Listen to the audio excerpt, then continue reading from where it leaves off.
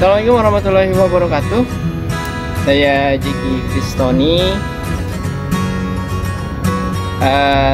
Saat ini saya berprofesi sebagai guru, mendapat amanah di Sekolah Alam Lampung sebagai guru outbound untuk kurikulum leadership training, dan sebelumnya juga aktif di kegiatan alam terbuka.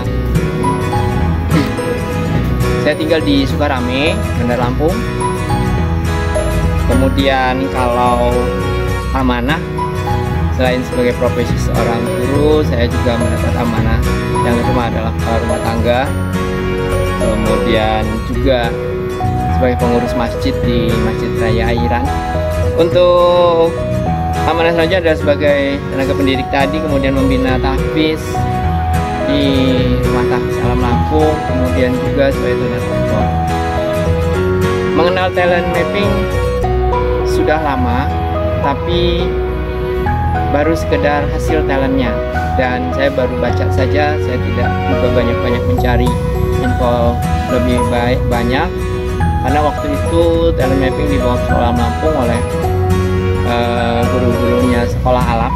Ada Ustadz Tendo, Bang Tendo ya, Ustadz Feros, dan yang lainnya. Jadi kita mengenal sih talent, oh gitu, mau tahu diri, itu kita ikut bakatnya, tes bakatnya, kemudian UTM-nya dapatlah hasil, sudah, oh saya itu punya bakat food, jadi udah. Nah, tapi kita nggak tahu lanjutannya, dan saya juga tidak mencari tahu banyak karena kesibukan. Nah, baru saat ini setelah ada pandemi, ada waktu untuk belajar banyak, dan kebenaran dapat tugas juga di sini di TM Dynamic ya, menjelaskan hasil TM pribadi. Ada 7 bakat teratas dan 7 bakat terendah. Saya mendapati 7 bakat teratas saya, yaitu input, belief, kemudian responsibility, ada juga ideation, kemudian arranger, maximizer, dan connectedness. Jadi ada 7 bakat teratas itu tadi. Kalau pikir di resapi, kayaknya memang itu saya. Dari input, bakat input, kemudian belief, kemudian responsibility, saya dapat tanggung jawab banyak. Pengurusan masjid, jadi pelayan umat di masjid, dari ngumpulin uang-uang infak, kemudian mengatur tugas-tugas. Di arranger saya mengatur orang-orang yang bekerja di masjid, maksudnya bertugas di masjid, dari kebersihan, dari siapa imam, siapa yang untuk bantu itu ya, amanahnya, parkirnya, apa itu saya di situ berperan banget. Kemudian alhamdulillah itu kesempatan dari Allah mungkin untuk dapat pahala ya, amin. Nah, yang kemudian itu ketika saya di divisi outbound, saya bisa mengatur orang-orang yang sesuai dengan tugas. Mungkin itu di bakat arrangernya. Jadi dalam sebuah kegiatan outbound dari luar ya, ada audiens, atau peserta outbound yang kita lakukan, kita kerjakan melalui IO. Kita memposisikan rekan-rekan semua itu dalam tugas-tugasnya, dan saya tidak merasa keberatan atau susah gitu.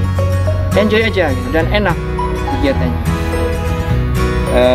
Kemudian ada juga maximizer. Kalau dilihat dari maximizer, saya memang orangnya perfect, pengen punya barang yang bagus-bagus. Kalau beli nggak milih yang, ya kalau beli yang biasa itu agak-agak enak. Tapi kalau yang bagus, entah apa yang dilihat yang bagus, barang dilihat harga, waduh harganya mahal. Ya sudah deh, ngeper dulu, nanti lagi baru bisa punya barang itu gitu. Jadi tahan, saya lebih baik tidak punya barang penggantinya untuk menunggu waktu, daripada saya beli barang yang kurang pas menurut perasaan saya. Tapi kalau dilihat sih itu mewakili sudah cukup ya, hal-hal yang sederhana. Tapi saya berpikir saya lebih baik punya barang yang terbaik untuk jangka yang panjang, dan saya tidak merasa was-was menggunakannya. Mungkin itu salah satu ciri maximizer. Di connectedness, saya berhubungan dengan orang-orang yang banyak sekali, kemudian saya merasa dipercaya, dan kemudian saya bisa membangun komunikasi yang aktif dari segala jenis orang, maksudnya tipe orang. Oke, Untuk 7 bakat terendah ada empati, achiever, harmoni, includer, woo, aktivator, dan deliberatif. Saya termasuk orang yang kurang teliti mungkin ya.